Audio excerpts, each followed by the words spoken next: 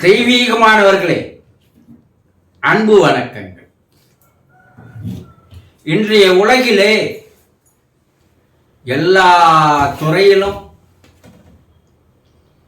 போலி ஆட்கள் இருக்கிறார்கள். மருத்துவத்துறையா இருந்தா அதில் நான் டாக்டர் பட்டம் வாங்கினேன்னு ஏமாற்றிக்கொண்டு மருத்துவம் பார்த்து வருகிறார்கள் இல்லையா? அவங்க கிட்டயும் ஏமாந்து போய் மக்கள் மருத்துவம் பார்க்கிறார்கள். ஜோசியம் பார்க்கறதுல பல பேர் போலி ஜோசியக்காரர்களாக இருக்கிறார்கள். இந்த காலத்திலலாம் குருகுல வாசப்படி ஜோசியம் போய் கற்றுக்குவாங்க. அது 12 ஆண்டுகள் 14 ஆண்டுகள் அந்த ஜோதிடத்தை குருமார்கள் அவர்களுக்கு கற்று தருவாங்க. ஒரு 30 வருடங்கள் அதில் எக்ஸ்பீரியன்ஸ் ஆனதான் ஒரு 60-70% தெளிவாக கூற முடியும். 100% எல்லாம் கூற முடியாது. ஆனா இன்று என்ன செய்யறாங்க? 3 மாதத்தில் ஜோதிட கலை வாங்கிட்டு வந்துடுறான்.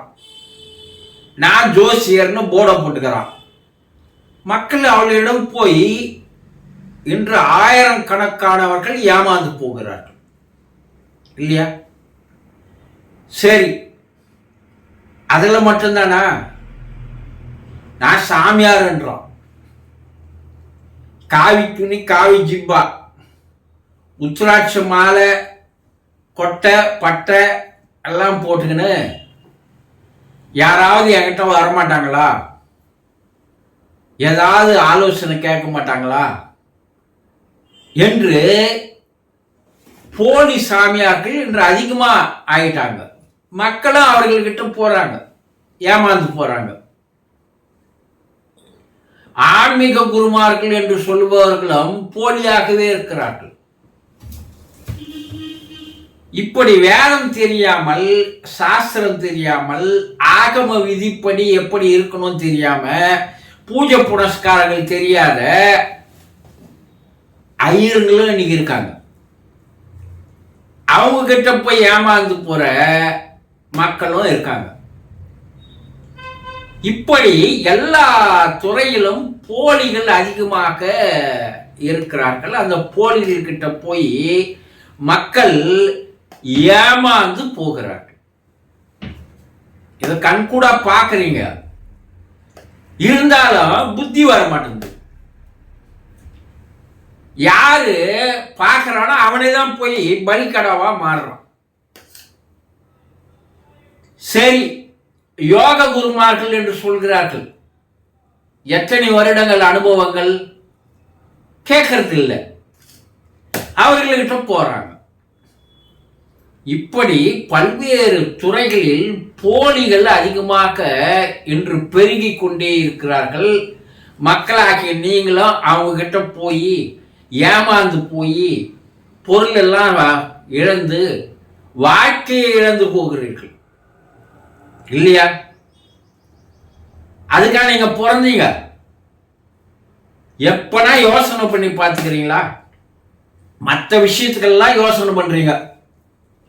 என் பிள்ளைய எல்கேஜி சேர்க்கணுங்க, நல்ல ஸ்கூல் இது, நல்ல பில்டிங் இருக்கா, காற்று வசதி இருக்கா, என் குழந்தைக்கு பாடம் கற்றுக் கொடுக்க நல்ல ஆசிரியர்கள் இருக்காங்களா, எத்தனை ஆண்டு அனுபவம் இருக்கா அவங்களுக்கு, பள்ளிகள் நடத்தி எத்தனை வருஷமா அவங்க நடத்துறாங்க, அதிலிருந்து வந்த மாணவர்களுடைய புரோகிரஸ் என்ன இருக்கு, இதெல்லாம் ஆராய்ச்சி பண்ணி தானே அப்படிப்பட்ட பள்ளி கிடைச்சா அதனுடைய ஃபீஸ் கட்டணம் அதிகமாக இருந்தாலும் பரவாயில்ல, என் பையன் நல்லா படிக்கணும், பணம் போனால் பரவாயில்ல சொல்லி எடுத்து போய் சேர்க்கிறீர்கள் இல்லையா?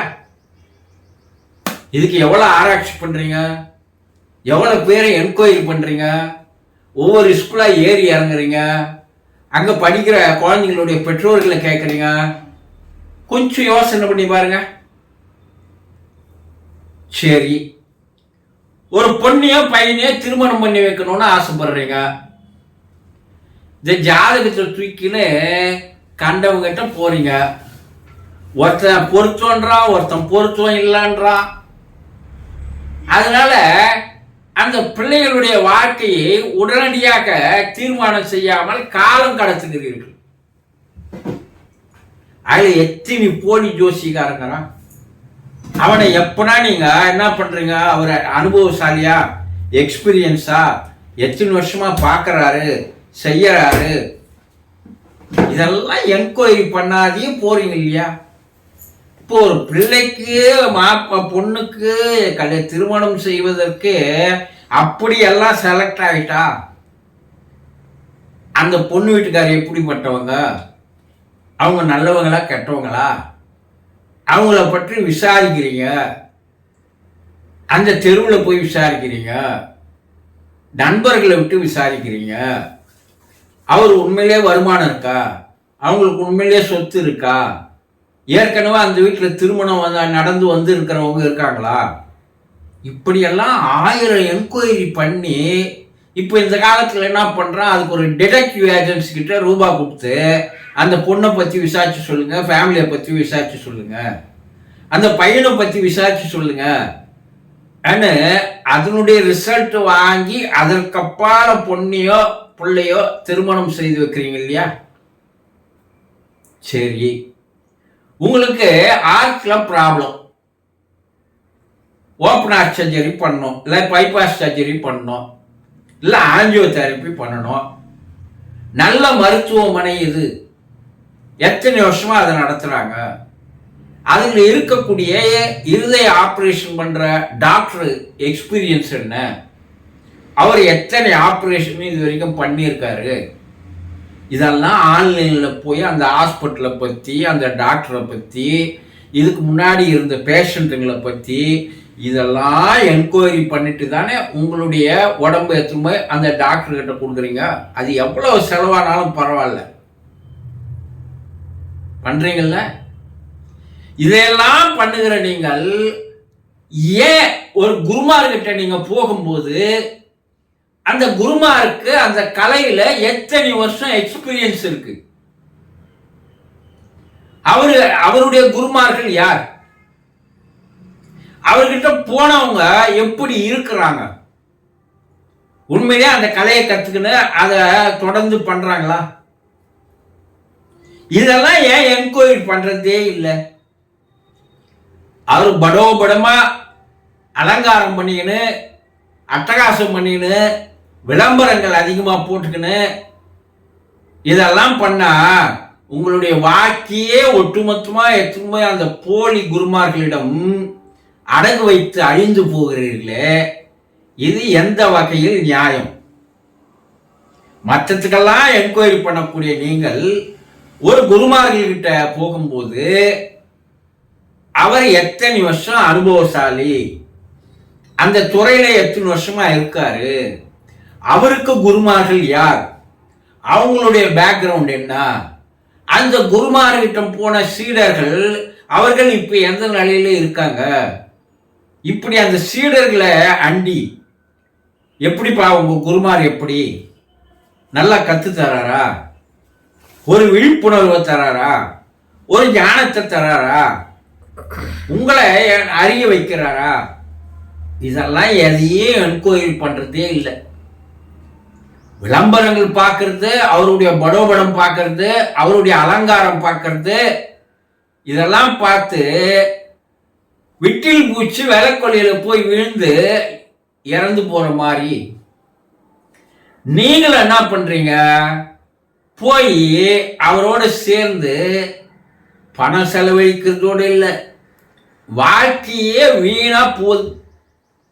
சில குருமார்கள் என்ன பண்றான்?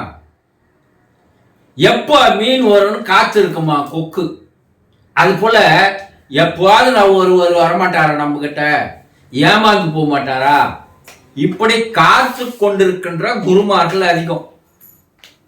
அது எந்த வகையிலும் எந்த துறையில இருக்கின்ற குருமார்கள் சொல்றவங்க இப்படி காத்து கொண்டு வந்தா உடனே அவனை பிடிச்சி அவனை தனக்குள்ள வைத்து கொண்டு பிரெயின் வாஷ் பண்ணி அவனை எப்படியெல்லாம் ஏமாத்தி வாழறாங்கன்றத பாருங்க. இதையெல்லாம் இன்று இல்லை, இன்று நடக்கல, பல 1000 ஆண்டுகளுக்கு முன்னாலேயே நடந்திருக்கு. திருமூலர் காலத்திலேயே நடந்திருக்கு. அப்பவே அவர் மக்களுக்கு ஒரு விழிப்புணர்வை தந்து சென்றிருக்கிறார். அவரு காட்டு கத்தெல்லாம் கத்தி இருக்காரு. எப்பா, குருட்டினை நீக்கும் குருவினை கொள்ளார், குருட்டினை நீக்கா குருவினை கொள்வர். எப்பா, விஷயம் தெரிஞ்ச குருவை நீங்க தேடி கண்டுபிடிக்கிறதே இல்லை. எதையுமே என்கொயரி பண்ணாத, விசாரிக்காத அந்த குருமார்கள் கிட்ட போய் நீங்க சேர்றீங்க. உங்களுக்கு ஞானத்தை தரக்கூடிய, உங்களை உணர்த்தக்கூடிய ஒரு குரு.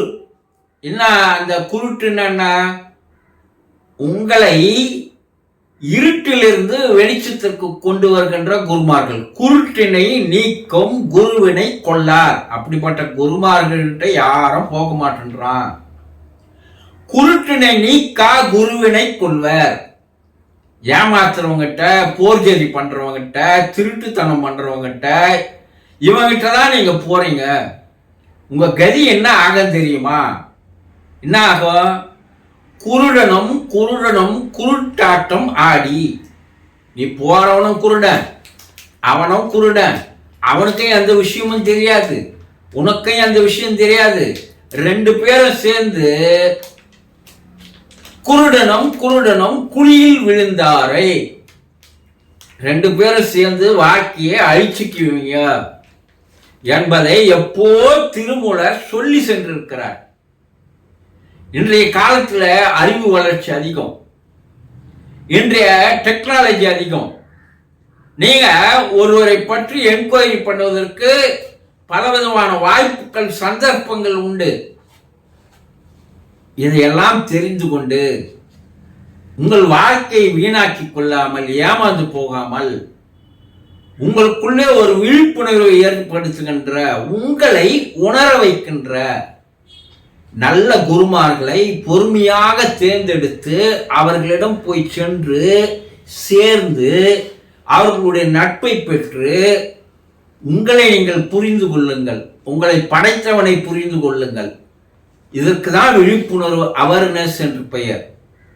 இப்போதாவது சிறு சிந்தித்து பார்த்து செயல்படுங்கள். பிறவியை அழித்துக் கொள்வதற்காக நீங்கள் பிறக்கவில்லை என்பதை தெரிந்து கொள்ளுங்கள். சந்தோஷம்.